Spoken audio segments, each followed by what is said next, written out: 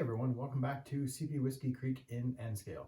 This video I'm going to show you the journey that I took to build two different benchwork. So a lot of the benchwork for my layout's already been completed, and as you've seen maybe some previous videos, adding some modules here and there, but overall the major benchwork itself is completed. But what I've been using some of my time for, not necessarily free time, but some of my time has been building two different layouts for other people. So this one here is one that's a work in progress for my son, and then I'll show you some of the learnings and oopsies that I made also making a layout for my dad. So let's get right to it and see at least first how this one came to be.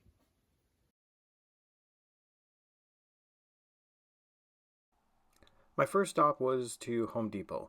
I decided to build this one using commercially available off-the-shelf lumber and supplies. So I went there, picked up everything. Of course, this was at the tail end of winter, so it meant some of the stuff sticking out and getting a little bit of snow on because, well, it's Canada. But one thing to keep in mind, especially when you're shopping at Home Depot, is the lumber is not perfectly dry all the time, and it's definitely not straight. So you need to be very careful which ones you're selecting. All right, welcome to my garage. This is the start of some bench work for not mine, but my son's layout. There you can actually see, I still have to put these back up, but everyone gets all excited about the sticker craze within the train community, but the woodworking community actually had it going a long time before. So I've had some of these stickers and traded with a bunch of other makers for quite a while, quite a few years. And some of them aren't even actually doing woodworking. So that's how long that they've been kicking around. Some of them are YouTubers, some of them are just on Instagram. But yeah, the sticker thing's been around for a little bit longer than the train community. But anyways, so I got a 4x8 sheet of, this is like OSB stuff. So it's not very good, but it was for the right price. And one of the problems with this stuff is when you drill through it, then you're going to get potentially some blowout at the other end. It's not as clean of a cut or anything like that, but for, I really just got like a very small, you'll see here, it's really just a small 1/4 inch panel. And this is to really create just a foundation for the pink foam that's going to go on top. So I have here these 1x4s. Normally I get my wood from a lumber store, but I wanted to just get simple stuff from Home Depot, just to sort of show how simple you can keep your bench work. And the lumber stores, sometimes it's like rough stuff. It's still needs to be planed down and maybe not cut to the actual size you need, and not as easy for someone to do if you don't have a garage full of crap like me. So so yeah, these are just 1x4s. They're actually 1x3.5, but they're sold as 1x4. Just like a 2x4 is not actually 2 inches by 4 inches. So they're 3.5, and I don't think I want to cut them down any further. I know a lot of people use 1x3 for their bench work, but 1x3.5 is good enough. So we'll slap those together. Then the sheet of plywood is going to go over top, and then pink foam, if I can speak, will go over top of the plywood here, and then that'll create the foundation for what will be my son's layout. So let's get cutting. So one thing you want to double check is the actual dimensions of your lumber. So I did mention that this is sold as a 1x4. It's not actually 1 inch by 4 inch, and it's supposed to be an 8-foot length. And I want it to be 8 foot, but it's a tad over, right? So we have an extra 1/4 inch, just over a 1/4 inch there. So if you don't actually double check, even though it's sold as a 1x4x8, then you might end up with a little bit extra. And if I just put my 8-foot plywood on top of it, then I'd end up with some extra pieces, especially if I started screwing everything together. So you just want to double check things, that whole concept of measure twice, cut once. Then you want to sort of double check what you actually have, and cut it down to proper size. So one thing that you can do is, especially if you don't have necessarily the right tools and you don't have a half garage full of sharp objects like I do, then even at Home Depot and places like that, sometimes they'll do cuts for you there. So you can ask them to cut down, like for example, plywood and pieces like that. Then you can ask them to cut things down. Sometimes they'll do like a couple cuts for free, and then they'll charge you a small fee. But if you sort of have like a cut list already prepared, then it's a little bit easier for them to just sort of go through and cut up some pieces for you. You pay a few extra bucks, but it might still be cheaper than going out and buying your own saws. And if you're living in an apartment or a place that you don't necessarily have a place to let the sawdust fly, then it might be easier to have them do it there, or find a local woodworker. Like if someone came up to me and said, hey, I'll buy the wood, just I'll pay you to basically for the labor to cut things up. It might be easier for them to just bring the stuff to me, and then I spend an hour or two or whatever cutting up the wood to the size that they need, and then they're on their way to their layout. And sometimes even like a woodworker might even say, just buy me a case of beer or something like that. Like, may not be as complicated and actually complex as like charging an hourly rate or anything like that. So yeah, make friends with your local woodworker. Now, one thing that I'll do is, so I cut one piece down. As you can see, I got it down to 8 foot. That looks better. Got it down to 8 foot. For the other piece, instead of measuring and cutting it, what I'll actually do is line the two up and then draw a line down there and cut to that line. And what that does is, if one was a little bit off, or if it's like just a smidge under 8 or just a smidge over 8 foot or anything like that, if there's something, then at least that's carried forward to the other piece. And so then because what I'm going to be building out of the benchwork is basically almost like building a box. But if one corner is a little bit longer than the other, then it's not going to be square. And I do want it to be square, so because it's cool to be square. So what I want to do is, at least if there's any air in this one, I kind of want to carry that forward to the other piece. So then even if they're, like I said, they're off by a little bit, but they'll be equal in their being off by, if that makes sense. Hopefully it does. It does to me. All right, so I have my two pieces cut down to my 8 foot lengths that I want them.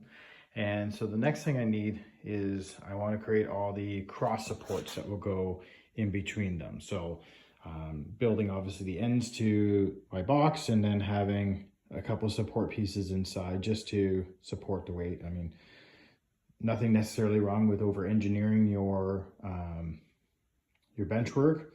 Not that there's a heavy amount of weight that goes on top of it, and I don't necessarily encourage anyone to climb on top of their bench work, but if you build it solid enough, then you could climb on your bench work if you really had to. But so I want to be able to have the everything square and have the support. But the one thing is even though I'm using a piece of plywood, I'm doing the 8 foot length. Originally, actually, we're going for a little bit shorter. We're going to go for like 89 inches. But when we sort of did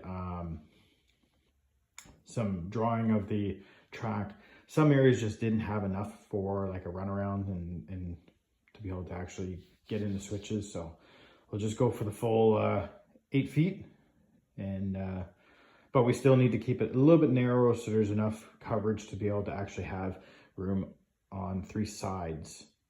And that's sort of the downside of having 4x8 layout or benchwork, is because you do have some reach issues. So you want to be able to plan for that. So we've created the idea. So then there's like 3 sides that you have the ability to get around. So I'll throw up the track plan if you haven't seen that before. I think it was in one of my layout updates or plans for 2024 videos. So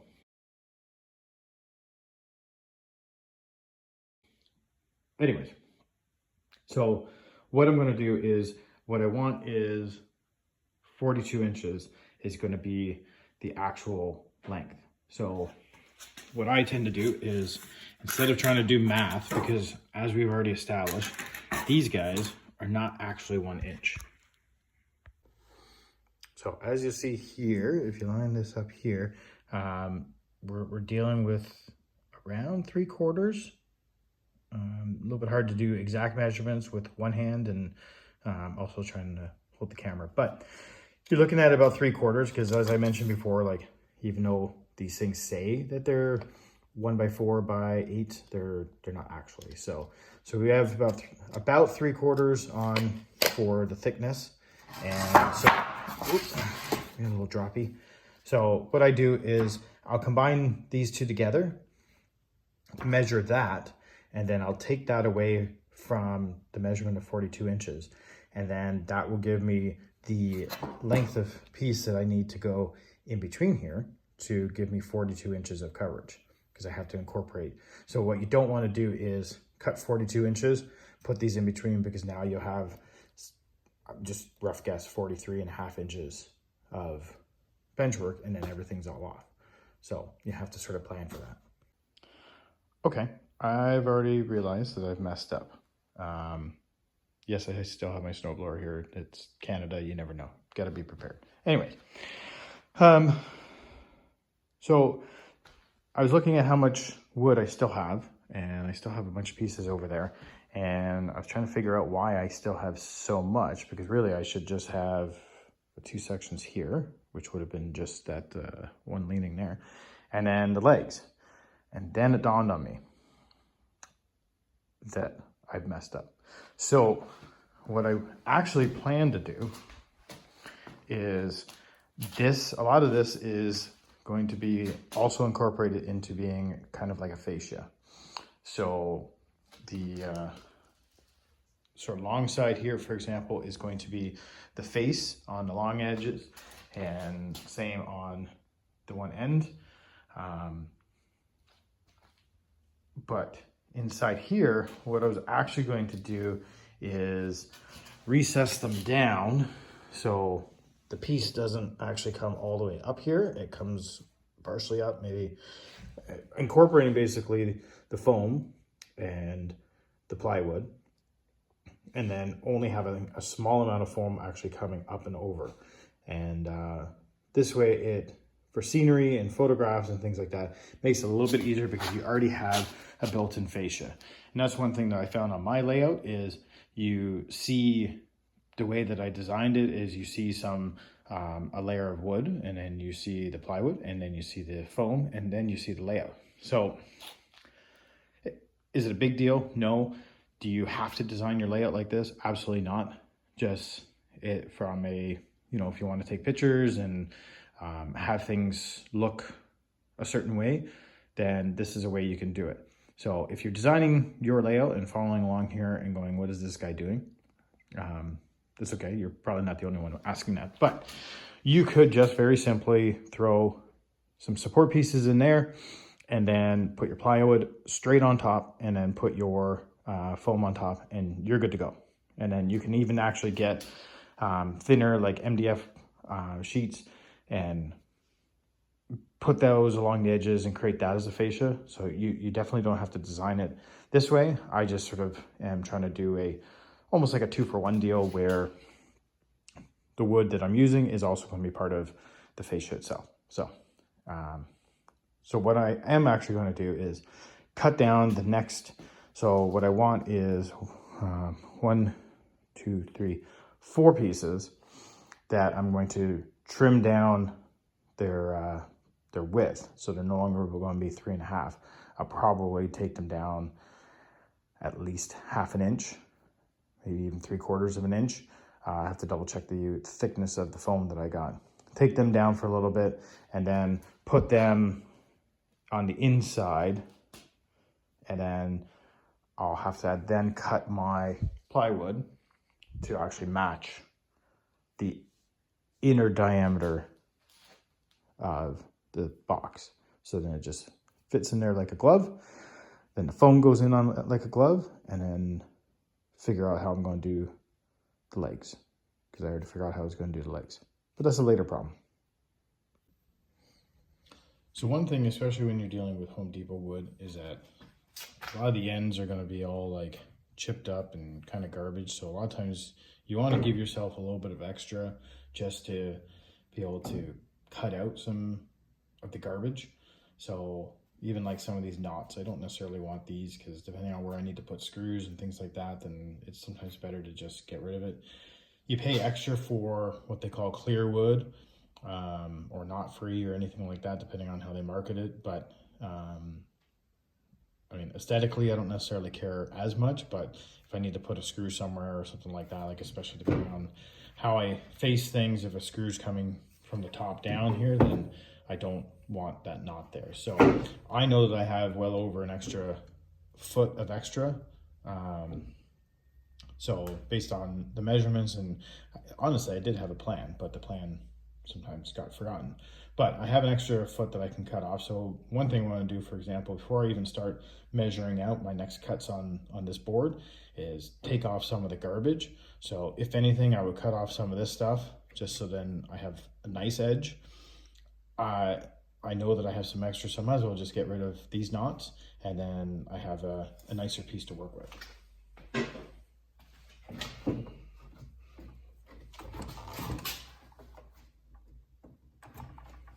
Just lining up to make sure that I only take off what I need, can leave the rest of the board, and then just get rid of these knots and the garbage at the end, and then I'm good to go.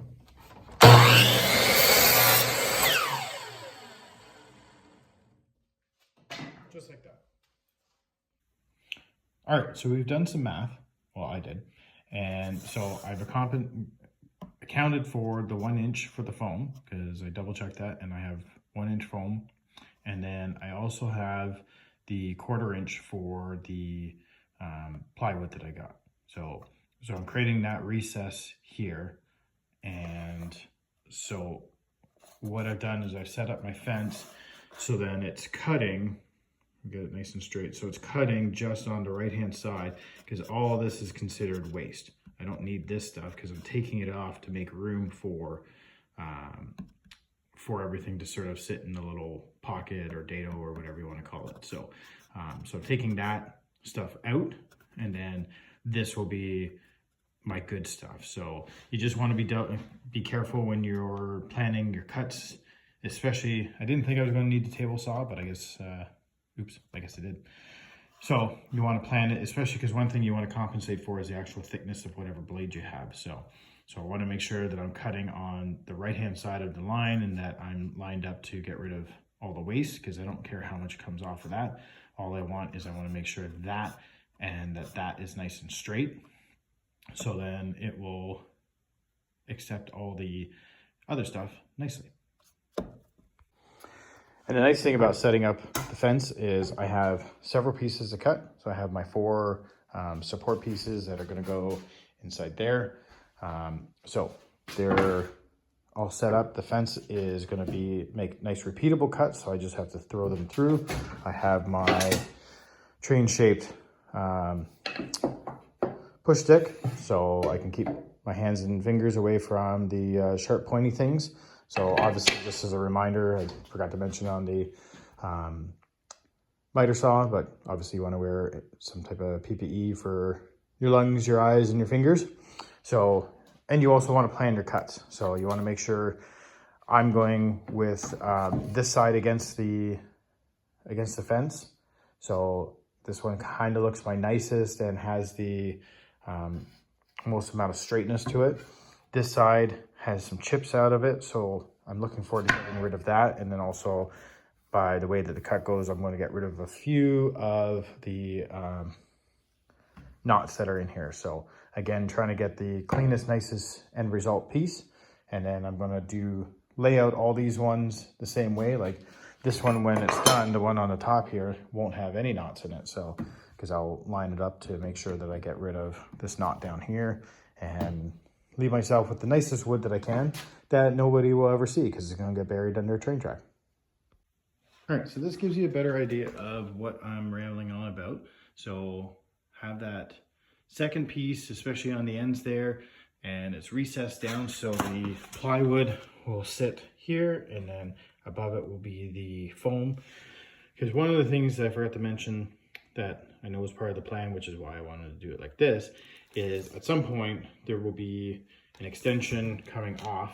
So what I want is the foam to sort of sit level with this fascia area, so then the track can basically come across and go to an extension area, because my son has some ambitious plans. So we're starting, I don't want to say small because it's basically a 4x8 layout to start, but we're starting manageable and then building our way up, which is, you know, always a recommended. Don't try to bite off more than you can chew and go too crazy. So we're starting off with, so that has that low recessed pocket, and then same idea for all these other cross ribs. So these will provide some support. They're not necessarily in the exact spot that they need to be, but just so you can have an idea that they're there. They'll get screwed in from the edges, and then, or I might use pocket screws, I'm not sure.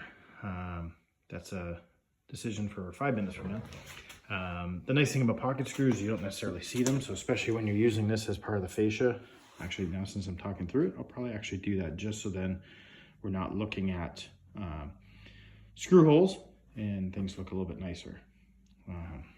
So yeah, as you carry on down here, then we have these lower little pockets and recess for everything to sit in. And these little offcuts, so these are the ones that came off. Don't throw those away, because you can always use them for other things. So what I'm actually thinking is I'm going to use these for some supports for the legs. So depending on how the legs go together, then these might be some like diagonal cross pieces that will add some support for the legs, so then they're not moving around.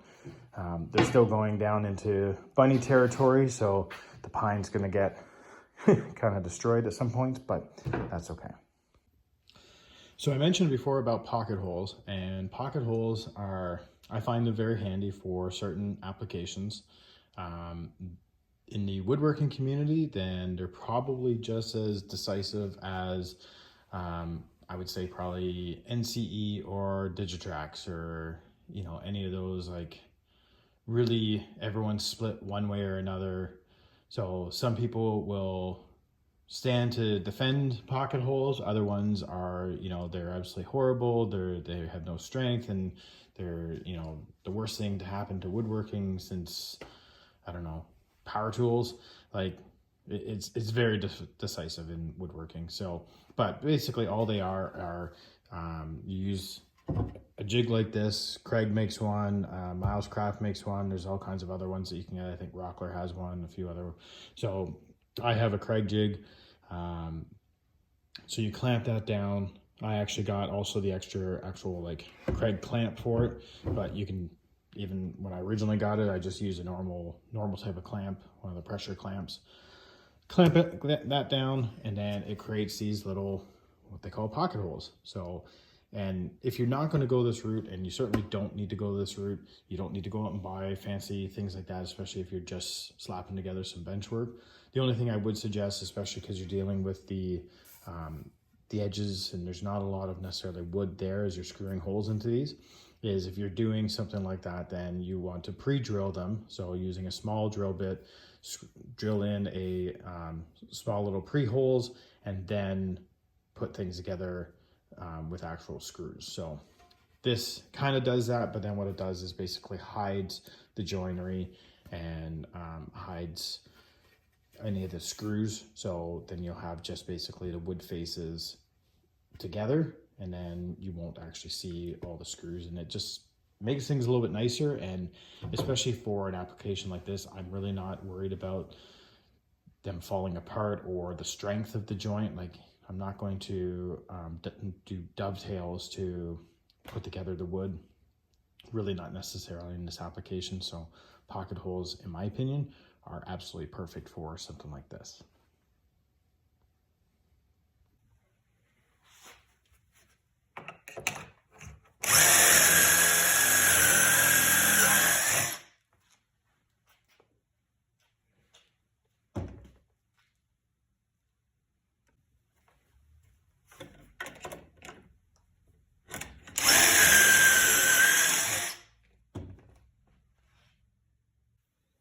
All right, so I've attached the ends at both ends.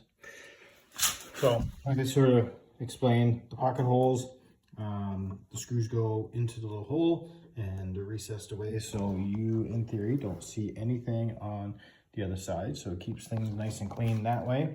So the screws go in there. What I do is I'll add some glue in between just to help strengthen up the joint. So there's some glue on that end and down at this end as well as the far end as well. And then screw those in.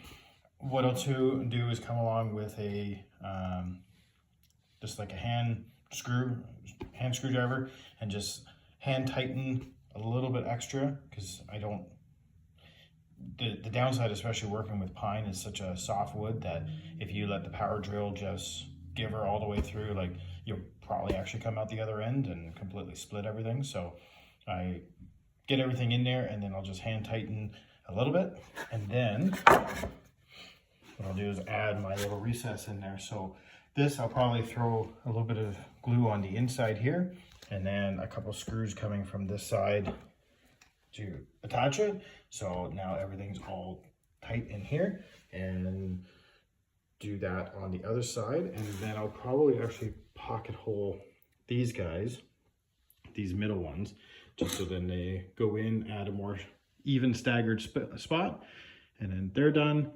and the frame will then be done. And then that's kind of what the frame is looking like now. And then it's just a matter of getting the plywood cut down, the foam cut down, and got to make some legs too, because we need legs. Okay, so we got the inner braces in. Just ignore these pieces here. They're not permanently there. I found that my garage is not actually flat, so I wanted a flat piece to be able to line up as I was putting these pieces down. So you can see I did the pocket holes on the inside. Again, you're probably not going to see them no matter what, but did the pocket holes for the inner braces. And then yeah, now the one thing I got to remember is, so we did 40 something, 42 inches was the width, so it went down to 40.5 was the actual like inner brace there. So that's the width I actually want my plywood to be. But originally the full length is 8 feet.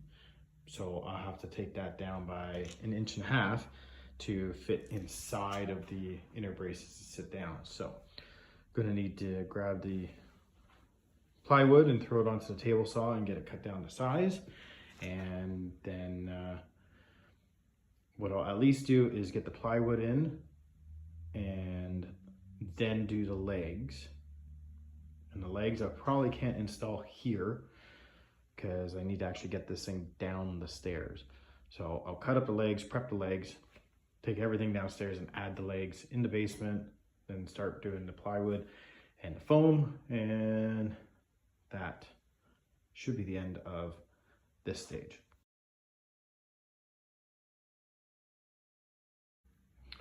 Okay, so here we still are. It's been quite a while since I finished to this stage, to the point where I kind of almost forgot where I left off. And now it's time to get back at it, because obviously the garage is not waterproof. Luckily it's elevated, so that's that water is not actually seeping into stuff, but it still needs to get out of the garage, and I've been a little sidetracked with other things. But what we need to do now is that pink foam and the OSB needs to get cut down to size, put those in here, and then these pieces that are actually little extra support pieces, cut down, turn into legs, and get this down into the basement. So let's get back at it. So I've remeasured the inside where basically this the plywood's going to go. So it needs to be 40.5 inches wide and then 94.5 inches long. So got to trim this down, and then going to do the same thing for the pink foam. So this will need to get trimmed down to sit on top. So then we'll have that all finished, and then we'll cut down the legs. So then they'll add some extra support for the plywood. And then I'm going to cut the legs, assemble them, and then disassemble them, because otherwise they're not getting through to the basement. So that's going to go down in pieces. One idea might be, especially if you're trying to do something like this and you don't have a big area to work with, is do things obviously in stages, but even if you don't pick up your plywood right away, so then you can confirm the measurements of whatever it's going into. And then you could go to like Home Depot or Rona or Lowe's or whatever it's called now, and have them cut it down to size. Luckily, I have a bit of space to work with, but even today while I was trying to manipulate the sheet to get it onto the table saw, then I ended up spilling my tea all over my workbench. So luckily my mug wasn't hurt, because that's my Go Transit mug, but now my tea is gone. So I need a new one before I carry on. So I got my measurements down and got the plywood down, but I made a little oopsie. So I definitely measured the inside correctly, and it was 40.5. And I definitely measured the length correctly, because the length was 94.5. I wrote down 94.5. At some point, I got in my head that it was 90.5. So I cut it to 90.5, and now I have a gap. Now I'm not going to waste this piece of plywood. I will shim something else in there, because really this is just the foundation for the foam, and then everything else goes on top. So as long as I can get something in there, but this is a classic case of measure twice, cut once. Or in my case, measure once and cut 2, 3, maybe 4 times.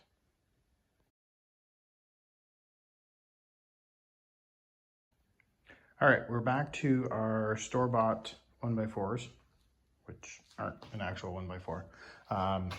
And these are 6-foot long pieces. So the idea is I'm going to cut them down into half, and then I'll have 36-inch pieces, and then attach them together to basically form an L, and then those are going to be the legs. So with the rest of the bench work, then it's going to put the bench top about 40 inches in height, which should be good for working on for a good bench work height. I know there's a lot of debate over bench work height and where it should be at. So just to give you an idea, this is my outfeed table for my table saw, and it's at a 36-inch height, and this is pretty good height for me to stand at. I'm not having to crouch down or anything like that, so I have a good sort of overview of what's on the table. So if you imagine basically the train layout set up on here, I have good reach across without having to like climb over top of things, because if you make it a little bit higher, then your reach is going to be a little bit more affected on how far out you can get. So 36 inches and that 36 to 40 inches seems to be a good height for in my eyes, and I'm sure that there will be others that will disagree, but this is the height we're going with. All right, so now I've got everything, all my legs, leg components cut down to 36-inch long pieces. What I'm going to do is assemble them, like I mentioned, into basically an L like this. And I was going to trim them down, but just zoom out a little bit. So it's going to be a little off, because you're going to have like 3.5 by, we'll say 4 1/4-ish. And what I'm going to do is use this long section to provide extra support on areas sort of like where I did the offcut. So the offcut, or the messed up cut, will actually be on here, which will provide that extra support that I need, I hope. So I was going to make a point of noting that it really helps, especially when you're at the edge, because I'm gluing up these L brackets here. for the legs, that when working close to the edge here, then if you use like a, see if the camera, oh there we go, like a countersink drill bit, then, and pre-drill the holes, and that bit puts a nice little, pre-drills the hole, and then also puts like a little divot for the head of the screw to recess in there. So that works really well on majority of these, until we get to this mess where when it focuses, it wasn't even actually putting the screw in that I messed this up, but it was actually the pre-drilling with the countersink bit that put a nice big crack in it. So I've got a whole bunch of CA glue as well as wood glue in there and have it clamped up, and then I'll have to fix that later. All right, so now while the mess up continues to dry, what I did is this is not a required step. This is just sort of, I'm doing this just for the sake of convenience, I guess you can say. So I cut up some scrap 2x2. So I just had some spares lying around. So not even any, I think they're like 7.5 inch long that I cut up. So I cut those up. And then what I got was from the orange store, I got these leveling feet. So they come with a little, the screw that I'll put in there. So I have to drill a hole into the bottom here. This part will go in, and then these will screw into the bottom, and then this will allow me to level the actual layout. So I've got it up on some stands right now, so legs are there. Obviously the stands aren't high enough, but the legs are in their place ready for that. So I'm just sort of trying to buy myself some more time while the glue dries on the clamps of that other mess up area. So so I'm going to get the holes put in, all the feet added in, and then I'll start adding those to the bottoms, and then I have to go and do some other errands. So hopefully when I get back, then the glue will be dry enough on the last leg, and then I can start putting the holes in for the legs and get this thing into the basement. So now I've got the holes put in and then the leveling feet there, and then the idea is that they're going to go into, say, a spot there. So this will also give a little bit more height to it. Another thing that you could do if you decide to go this way, which again, you don't have to get leveling feet, it just depends on sort of where you're putting your layout. I know that the layout where it's going is not necessarily level, so this will at least help. One thing you could do is you could also recess it a little bit. So then you only have it come out basically where it needs to, and then you're still using, for the most part, the length of this. But I think what I'm going to do is probably have it flush like this, and then that will bring up the layout just a tad, you know, just an extra, inch or so, 3/4 of an inch, and then that'll give some more height. Okay, so I have the legs fully assembled, the little blocks placed in, and the leveling feet on there. And then what I've done is I've clamped them into place. So I have a little, an extra piece here that's basically just holding up the weight. So this is holding up the actual frame. And then the leg is actually sitting right here. So what I'm going to end up doing is putting some bolts here, putting some bolts here.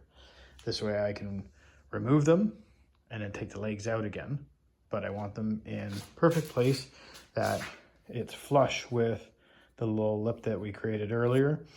So then the plywood will sit right on top of here. And this gives you an idea of how they're now connected. So got the 4 bolts on each side, or sorry, 2 bolts on each side.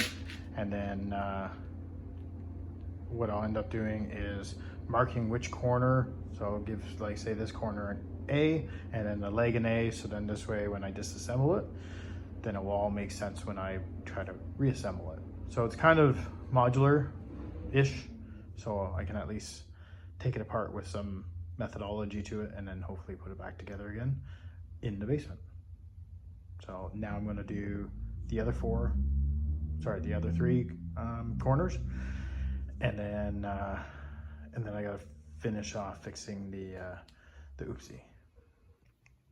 Okay, I think I have the solution done. So you can almost barely even see where Dum Dum cut it too short. Some of this, I mean, it's not great wood, so I'm probably going to end up tacking down some of the ends because it's just sort of raising up like that. So I'll show you what I did. So I'll take out, it's a little bit harder to do with one hand. So what I ended up doing is actually having, you can see where I started marking these B and B. So I added in like a little cross brace. Let's see if I can lift this up. So basically an extra little spline. All the clamps are here because these aren't actually bolted yet. So I put in this little cross brace, and then what I ended up doing is notching out of the leg a slot for the cross brace to fit in. So the cross brace can stay with the actual layout itself, or the tabletop of it. And this way the legs are still removable. And again, still A is only gonna go here. I also marked it on the inside. You can't really see it right now because in theory there's gonna be plywood on top here, but marked on the inside is gonna be A and A. So I can take the legs off. This piece will still stay here. And then my piece that belongs here, then what I'm gonna end up doing is screwing down everything of this to all the cross pieces. So this will stay nice and flat. And then we'll create, just ignore that. This will create the flat surface for the pink stuff to go on, the pink foam.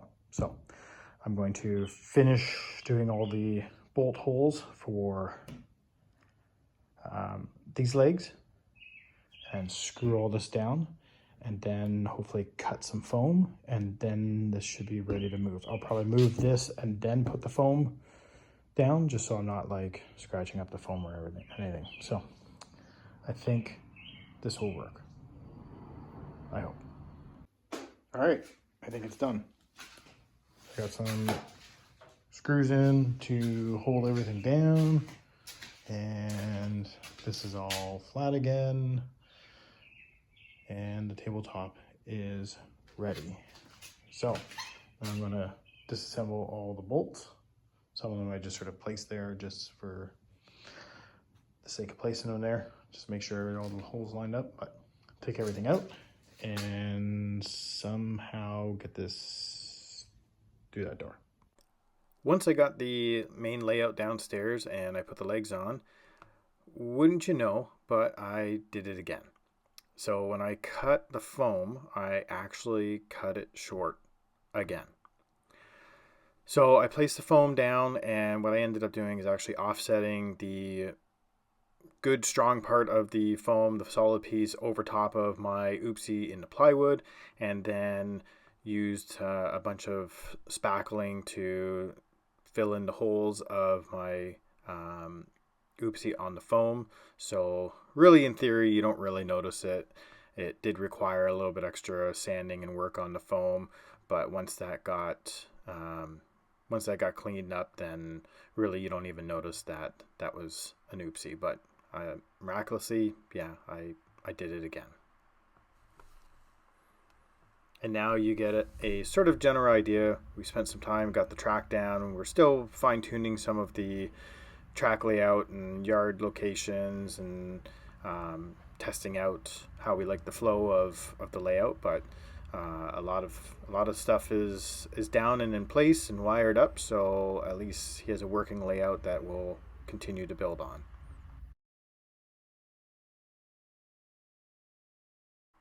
Now, since my son's layout has pretty well been done, now it's just more fine-tuning and track work and things like that, but the actual construction is completed. Now I can change gears and start working on my dad's layout. Using some of the lessons that I learned from building my son's, I'm not getting the lumber from Home Depot, and I'm going to be going to an actual lumber store and getting it from there. One thing that you'll find if you have the ability to check it is the lumber from Home Depot is still fairly damp. And when it dries, then it continues to move. So I get the wood from an actual lumber store, but it comes rough cut. The benefit, though, is that it also comes super dry. One of the benefits of getting lumber from Home Depot is to put it into context of the model train world. Think of it as the lumber is being ready to run because it's already planed down fairly smooth. You don't necessarily need to do a lot of sanding to it, and you just need to fine tune it to your final dimensions and you're good to go. Getting your wood from an actual lumber store, that requires some actual manual labor that sometimes we don't necessarily have either the resources, or when you really think about it, do you want to spend your time doing all this extra work versus building an actual layout or really running trains? So for my dad's layout, I did elect to get the rough cut lumber and spent the extra time to mill it down to the final dimensions. Of course, that ended up filling up my small little dust collector quite a few times, so I ended up having quite a few bags of sawdust that I had to get rid of because, again, you're cleaning up the lumber and putting the extra work into getting that lumber ready for the layout, really. So even with this layout, the overall design was still calling for making 1x3s out of the lumber. So what I ended up doing when I got stuff from the lumber stores, I actually got them as, well, they're marketed as 1x6s, but they're closer to like 1x7. And then I was able to rip those in half. So that certainly cut down on some of the wood preparation. So I could take the 1x7 and I only had to run that through the planer. And then that really gave me 2 of my 1x3s that I require. The idea with this layout is it's a much more modular base, so I'm building it in smaller sections, which will, knowing my dad's house, it's a little bit easier to actually get it down the stairs. I don't have as much room as I did with my son's layout, and just the overall design is a little bit different. So, and I wasn't as worried about the fascia design, so I'm basically constructing everything as small little boxes and screwing and gluing everything together, and then I'll take it over to his place and assemble it there, so then it becomes one larger layout. As with the previous layout for my son, you definitely want to pre-drill, especially with pine. I mean, you're dealing with the edge of pine, and if you're not careful with it, then you will end up splitting it. So you don't want to be too ambitious with the screw. I'll always do a pre-drill and then put in the screw and then finish it off with the screwdriver, just so I'm not causing issues.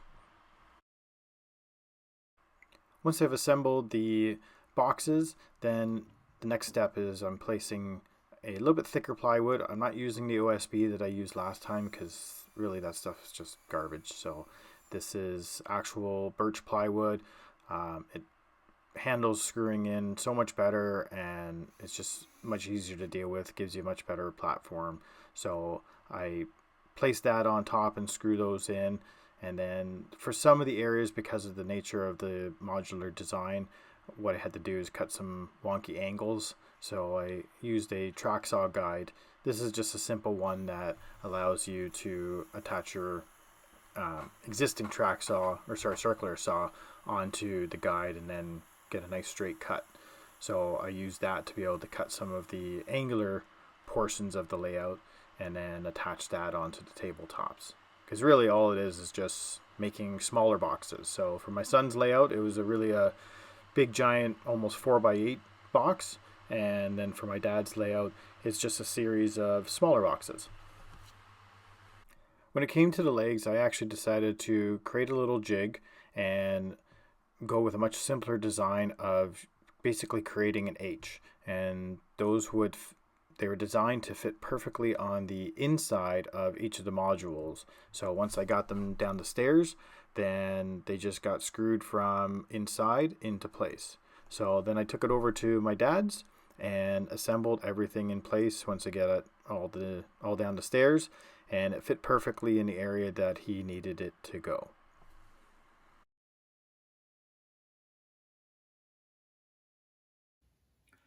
So there you have it. There's a tale of two layouts. So how I designed and built this one, which definitely one of those things about designing and building layouts is you learn some things of what you want to do and not do, and definitely some of the oopsies that come along the way with how I cut down parts of the plywood and the foam. But overall, I mean, it's still a functioning layout. It still is supporting everything that he needs, and we have running trains, which is probably the most important thing about getting a layout up and running, is getting something moving around, so then you get to enjoy the layout for what it is.